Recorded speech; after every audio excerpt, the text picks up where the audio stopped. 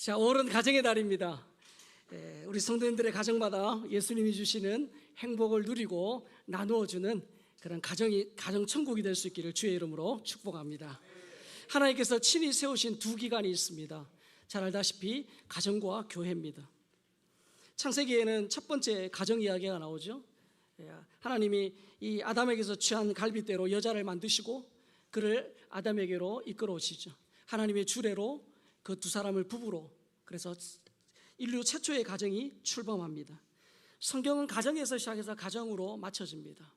이 천지창조는 아담과 하와가 부부로 새로운 가정이 출발하면서 천지창조가 완성이 되고, 성경의 마지막인 우리 요한계시록도 신랑 되신 우리 주님과 신부인 우리의 혼인 예식, 그리고 가정에 대한 묘사로 끝이 납니다. 그래서 하나님께서 가정을 친히 만들어 주셨습니다. 그래서 하나님이 우리 가정의 주인이시고, 하나님이 우리의 가정의 주인이시기 때문에 우리의 가정의 진짜 행복은 돈이 주는 게 아니고, 가정의 진짜 행복은 뭔가 외형적인 뭔가 갖추어지는 것에서 오는 것이 아니라 가정의 주인 되신 하나님을 섬길 때 그 하나님이 주심을 믿습니다. 가정과 더불어 하나님께서 친히 만드신 또 하나의 기관이 교회죠. 사도행전 2장에 보면 이 오순절 성령 강림 사건은 신약 교회의 시작을 알리는 표징입니다. 오순절 성령 강림을 통해 교회를 세우신 하나님은 지금도 이 교회를 통하여 구원과 회복의 역사를 이루어 가십니다. 자, 그런데 하나님이 만드신 이 두 기관을 흔들어 놓는 존재가 바로 사탄마귀예요. 하나님께서 세우신 이 두 기관, 가정과 교회가 건강할 때 부강한 나라가 되는데, 사탄은 모든 방법을 동원하여 이 가정과 교회를 무너뜨리려고 합니다. 우리 한국 교회 성도들이 동성애 축제, 차별금지법 반대를 주장하고 기도하는 이유가 뭡니까? 여러분, 한 남자와 한 여자가 결혼하는 것이 창조 질서예요. 그러나 동성혼이 합법화되어 있는 주와 나라가 많죠. 자, 그런 나라에 남자와 남자, 여자와 여자, 그래서 남자 며느리, 여자 사위, 그것은 성경의 가르침의 정면으로 배치되는 역행하는 악이고, 그런 사회는 망합니다. 그래서 우리가 동성애 축제를 하고 차별금지법을 법제화하려는 시도 배후, 그 배후에 있는 사단의 역사를 우리가 알고 기도하는 거죠. 말세가 될수록 더 교묘하고 더 강해질 것입니다. 그래서 우리는 이 성경적인 가정, 그리고 정말 하나님을 기쁘시게 하는 교회가 될 수 있도록 계속해서 기도하고 하나님의 은혜를 구해야 합니다. 이 가정의 달, 하나님께서 우리가 기도할 때 가정과 우리 교회 가운데 은혜의 소낙비를 내려주시고 성령의 바람을 불어주실 줄 믿습니다. 우리 젊은 세대, MZ세대의 축약어 중에 이런 말이 있습니다. 만반잘부. 여러분 무슨 말인지 아세요? 아시면 여러분들은 굉장히 젊으신 분들입니다. 만반잘부는 무슨 뜻이냐? 만나서 반갑고 잘 부탁해, 이런 뜻입니다. 이렇게 말을 줄여서 합니다. 자, 이 시간 우리 옆에 분들에게 만반잘부 한번 해볼까요? 자, 시작. 여러분, 뭐 이런 말 들으면 세대 차이 느끼시죠? 아이고, 저게 무슨 말인가? 근데 성경에 보니까 이 세대를 구분하는 그런 시대가 있었습니다. 대표적인 것이 뭐냐면 출애굽 시대를 3세대로 구분하는 거예요. 출애굽 1세대, 이 모세와 함께 출애굽의 10가지 재앙을 경험한 사람들이죠. 홍해가 갈라지는 기적을 봤고요, 그리고 천연 안반수를 마셨고 만나를 매일 먹었고, 구름 기둥과 불 기둥을 통해서 오감으로 하나님을 체험한 세대입니다. 그래서 아무것도 없는 광야에서 부족함이 없는 하나님의 은혜를 누렸던 세대, 최악의 상황에서 최고의 하나님을 경험한 세대가 출애굽 1세대입니다. 그 다음 출애굽 2세대가 오늘 본문 7절에 나옵니다. 7절에 보니까 백성이 여호수아가 사는 날 동안과 여호수아 뒤에 생존한 장로들, 곧 여호와께서 이스라엘을 위하여 행하신 모든 큰 일을 본 자들이 사는 날 동안에 여호와를 섬겼더라. 이 출애굽 2세들은 부모로부터 그 출애굽의 기적을 듣고 자란 세대입니다. 모세의 설교를 통해서 하나님이 어떤 분인지를 듣고 배운 자들이죠. 그리고 여호수아와 함께 가나안 정복을 완수한 세대입니다. 여호수아와 여호수아 뒤에 생존한 장로들, 그들은 하나님이 요단강을 건너는 그것을 보았습니다. 그리고 여리고성이 무너지는 그 현장에 있었죠.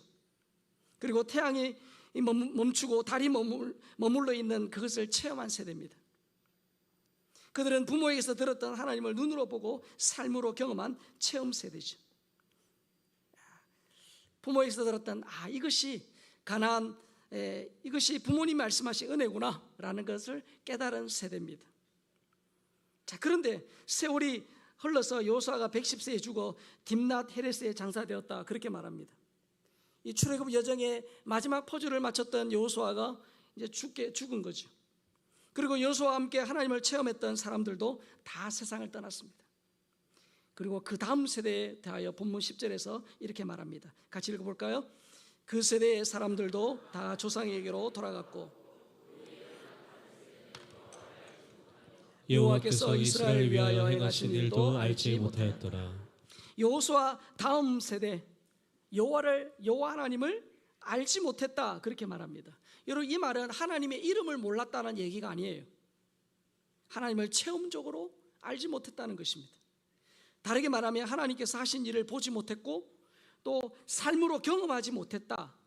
그래서 그런 출애굽 3세대를 뭐라고 말합니까? 다른 세대다, 그렇게 지금 말합니다. 문학 비평가 데이비드 담로시가 이 알지 못하더라라는 이 표현이 창세기에서 열왕기서의 세 부류의 사람들에게 나온다고 그렇게 말했습니다. 알지 못하다는 표현이 제일 먼저 나온 곳은 출애굽 당시의 애굽 왕 바로지죠. 자, 출애굽 5장 2절에 보면 이렇게 돼 있죠. 바로가 이르되 여호와가 누구에게 내가 그의 목소리를 듣고 이스라엘을 보내겠느냐? 나는 여호와를 알지 못하니 이스라엘을 보내지 아니하리라. 바로는 여호와를 알지 못했다는 것이죠. 두 번째는 오늘 본문 사사기 2장 10절에 나옵니다. 그 세대의 사람도 다 그 조상에게로 돌아갔고 그 후에 일어난 다른 세대는 여호와를 알지 못하며 여호와께서 이스라엘을 위하여 행하신 일도 알지 못하더라. 여호수아 그 이후에 일어난 그 세대는 여호와를 알지 못하는, 그 여호와께서 무슨 일을 행하셨는지도 알지 못하는 세대입니다. 마지막 세 번째는 홈리와 비나스죠. 사무엘상 2장 12절에 보면 엘리의 아들들은 행실이 나빠 여호와를 알지 못하더라. 알지 못하더라. 여러분, 홈리와 비나스는 지금으로 말하자면 모태신앙의 목회자입니다.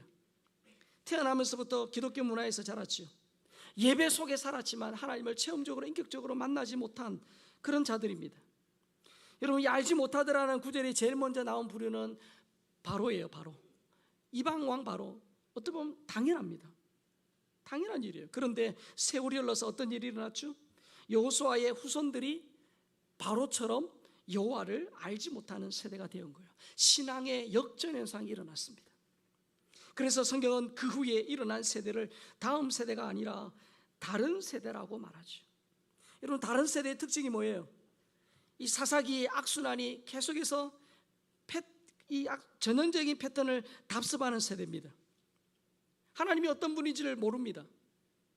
하나님이 어떤 분인지를 체험적으로 알지 못해요. 그러니까 그 다음 세대에게 알려줄 수 없죠. 하나님을 교육하는 데 실패했습니다. 그 결과 하나님을 체험적으로 알지 못하고, 하나님을 알지 못하니까 하나님을 버리고 떠납니다. 하나님을 버리고 떠나면 죄의 종으로 살아가죠. 그런 죄의 종에게는 하나님의 징계와 하나님의 진노가 뒤따릅니다. 그런 고달픈 인생에 평안은 없는 것이죠. 이것이 하나님을 떠난 인간의 비참함입니다. 결국 죄인은 이런 악순환의 무한 반복 속에 서서히 죽어가는 거죠.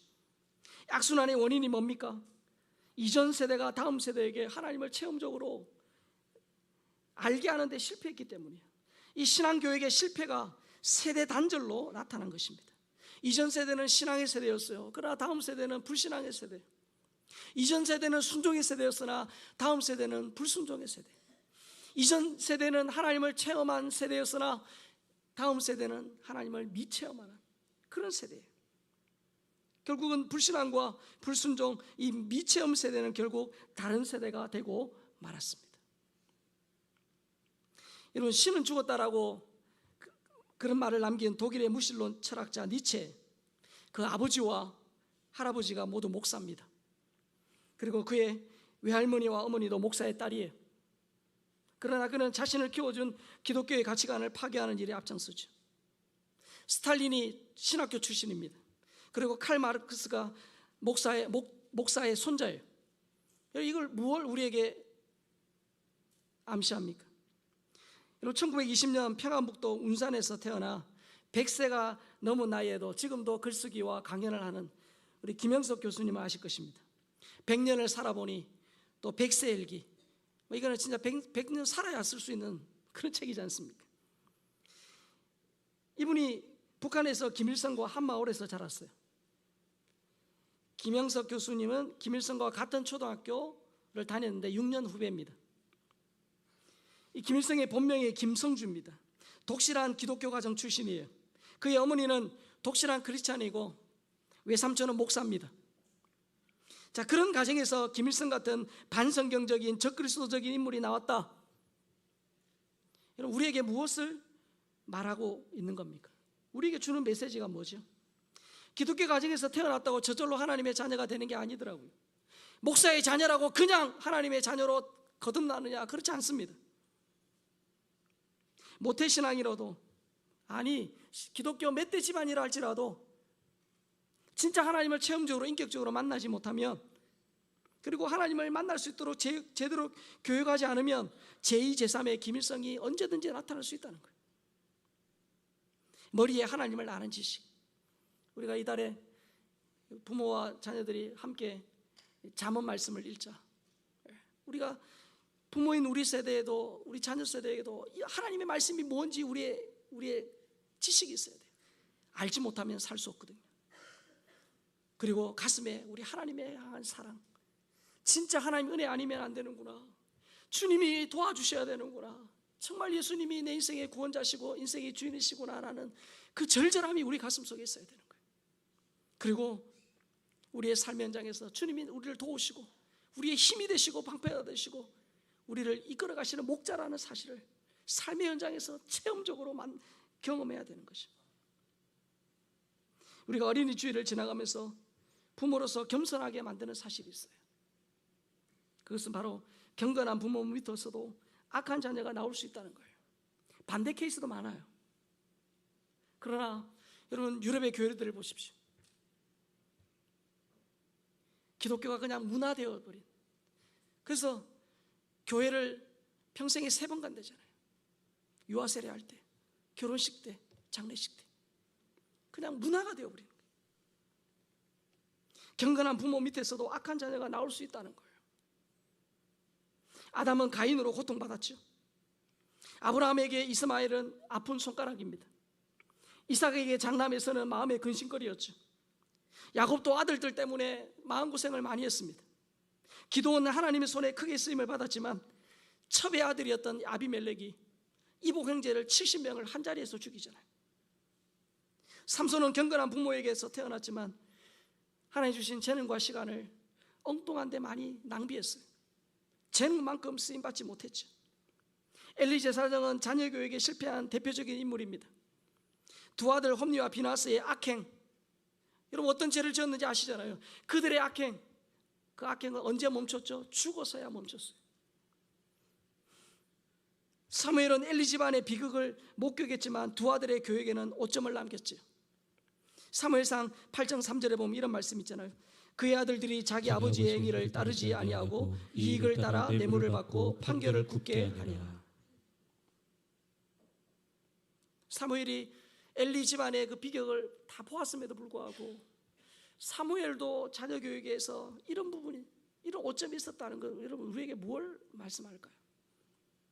사무엘 아들들은 이스라엘판 유전무죄, 무전유죄 장본인이 되어서 아버지의 이름에 먹칠을 했죠. 여러분 다윗은 성군입니다. 하나님의 마음에 합한 사람이었어요. 그러나 그의 가정교육에 허점이 많았죠. 이복 자녀들 간의 강간, 그리고 서로 죽이고 칼부림으로 마음고생을 많이 했습니다. 왕자의 난을 겪었죠. 아버지의 가슴에 비수를 꼽는, 아버지를 향하여 칼을 든 후대다를 일으킨 자녀도 있었어요. 자, 여러분 이쯤 되면 그 누구도 이 자녀에 대하여, 자녀 교육에 대하여 큰 소리 칠 수 없을 것 같아요. 일본의 전설적인 성공 신화 중에 하나가 1960년에 제일교표 사업가 유봉식 씨가 세운 MK 택시 회사입니다. 일본 사람 정말 친절하잖아요. 그런 일본 사람들을 감동시킨, 친절과 서비스로 감동시킨 그런 회사잖아요. 창업주의 동생인 이 유태식 회장님의 말입니다. 자, 우리가 같이 한번 읽어볼까요? 우리 자녀들의 머릿속에는 비디오 카메라가 들어있어서 끊임없이 당신의 말과 행동을 녹화하고 있어요. 그 자녀가 자라서 당신의 오늘과 비슷한 상황이나 문제를 만날 때 그들은 그 영상을 하나씩 꺼내어 당신처럼 행동하고 선택하고 결정할 겁니다. 잊지 마세요. 자녀들은 부모가 그 상황에서 어떻게 했는지를 기억하고 있다는 거예요. 부모인 우리가 삶의 문제 앞에서 진짜 하나님 앞에 은혜를 구하고 믿음으로 기도하며 하나님의 도우심을 구했는지, 아니면 세상 방법으로 내 마음대로 살았는지 결정했는지 자녀들은 안다는 거예요. 하나님 주신 건강, 시간, 재능, 물질, 삶의 기회를 어떻게 사용했는지, 나를 위해서 사용했는지, 죄악 가운데 낭비했는지 자녀들은 안다는 거예요. 무엇에 인생의 가치와 목표를 두고 어떤 선택을 했는지 기억한다는 것입니다. 그랬다가 자신도 비슷한 상황이 되면 반드시 그 테이프를 꺼내서 그 부모가 한 행동대로 한다는 거예요. 여러분, 내 자녀가 내가 했던 행동대로 한다고 했을 때 여러분, 그렇게 해야지, 다행이다, 안심이다, 이런 생각이 드세요? 아니면 어떻게 해요? 한숨이 쉬어지세요?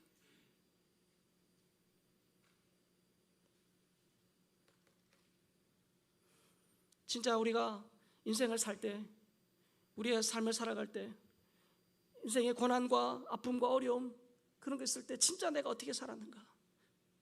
내가 진짜 하나님을 믿는가? 정말 예수님을 구원자와 인생의 주인으로 모시고 가정의 주인으로 모시고 살았는가? 사랑하는 성도 여러분, 우리에게, 저를 포함한 우리 모두가 그렇게 사십시다. 부모는요, 후손 3, 4대를 내다보고 신앙생활을 해야 돼요. 내가 하나님 앞에 어떻게 살았느냐가 이 후손의 미래에 영향을 준다는 거예요. 부모 세대가 하나님을 최우선으로 섬겼는지, 정말 말씀에 순종했는지, 정말 기도의 무릎으로 살았는지, 그것이 자녀 세대의 신앙의 그릇의 크기에 영향을 준다는 거예요. 부모 세대가 뿌리지 않으면 자녀 세대는 거둘 수 없어요. 부모인 우리가 하나님 앞에 바로 서야 됩니다. 우리의 다음 세대가 다른 세대가 되지 않으려면 이 악순환의 고리를 끊어내야 되죠. 악순환의 고리를 끊어내는 방법은 뭡니까? 이 악순환의 정반대로 사는 거예요. 부모가 예수님을 구원자와 인생의 주인으로 확실히 믿고, 그리고 삶의 현장에서 그렇게 사는 겁니다. 부모가 기도하고 응답받은 그 체험을 자녀에게 들려주고 보여줘야 돼요. 아버지의 하나님, 어머니의 하나님이 아닌 나의 하나님이 되도록 그들을 말과 삶으로 가르쳐요. 여러분, 대가 없는 열매는 없습니다. 수고 없는 그런 영광은 가짜예요. 부모가 자녀들이 하나님을 알도록 신앙교육에 최우선을 둬야 돼요.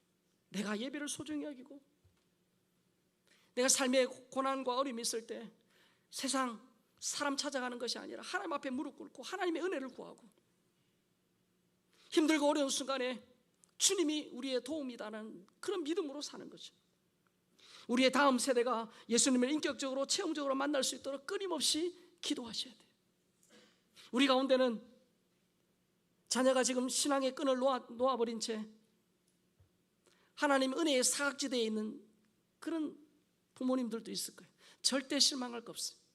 하나님이 어느 순간 어떤 방법으로 어떻게 일하실지는 아무도 몰라요. 우리는 우리의 다음 세대 자녀들을 주님 손에 올려드리고 끊임없이 그들을 향한 하나님의 뜻이 이루어지도록 기도해야 합니다.